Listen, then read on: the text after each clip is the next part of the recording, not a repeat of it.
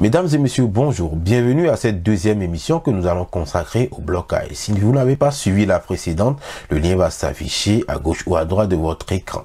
Dans cette précédente émission, nous avons abordé le blocage, mais également comment travailler la respiration pour éviter les blocages. L'émission d'aujourd'hui complète donc la précédente. Dans cette émission, nous allons aborder l'Erasme, une technique articulatoire mais aussi mécanique qui permet d'éviter les blocages au quotidien.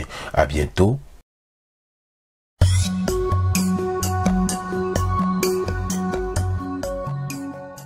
L'Erasme vient de l'anglais Easy, Relax Approach and Smooth Movement, c'est-à-dire attaque ou parler doux et relax. Mais à quoi ça consiste réellement? Il s'agit en fait d'une technique inventée ou mise en place par le professeur Hugo Gregory basée sur la souplesse de l'attaque. Mais pourquoi cette technique marche-t-elle? Selon Wingate, qui s'est également intéressé au bégaiement, les disfluences sont des problèmes syllabiques ou intrasyllabiques qui interviennent en début ou au milieu du mot. Selon lui, les difficultés dans le cas du bégaiement n'est pas liées à un son, mais plutôt des difficultés de transition ou de passage d'un son à un autre. D'ailleurs, selon une étude que nous avons réalisée, nous avons remarqué que les difficultés sont d'autant plus importantes quand il s'agit de passer d'un son non voisé à un son voisé, c'est-à-dire entre deux sons de voisement différents. Cela étant, la technique de l'Erasme suggère donc de passer de la manière la plus douce possible d'un son à un autre en évitant la cassure entre l'attaque, c'est-à-dire la première syllabe, et la rime, c'est-à-dire la voyelle qui suit. Selon Monfray, cette technique vise à obtenir un parler confortablement plus lent avec une attaque douce des sons initiaux, mais également avec des liaisons articulatoires plus relaxes. Pour s'entraîner, on va partir d'une liste de mots, mais également d'un enregistreur vidéo pour avoir un retour sur sa production.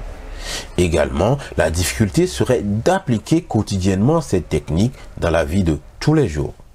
Concrètement, nous allons prendre un exemple. Dans le mot bateau, par exemple, il s'agira d'adoucir les deux premières syllabes, c'est-à-dire le B et le A. Pour articuler ce mot, par exemple, une personne qui bégaye aura tendance à appuyer de manière articulatoire sur le premier phonème, c'est-à-dire le B. Donc, il faut éviter cette manière.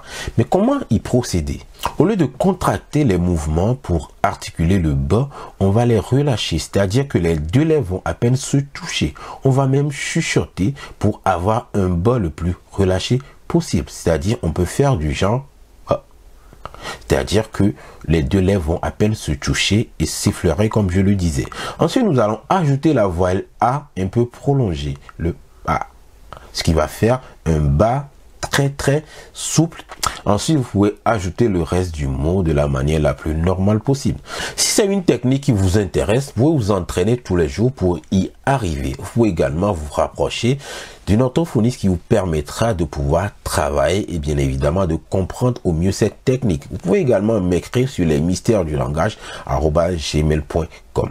À très bientôt donc pour une nouvelle émission dans laquelle nous allons aborder le bégaiement inverse, une autre technique qui permet également de travailler sur son bégaiement. Au revoir.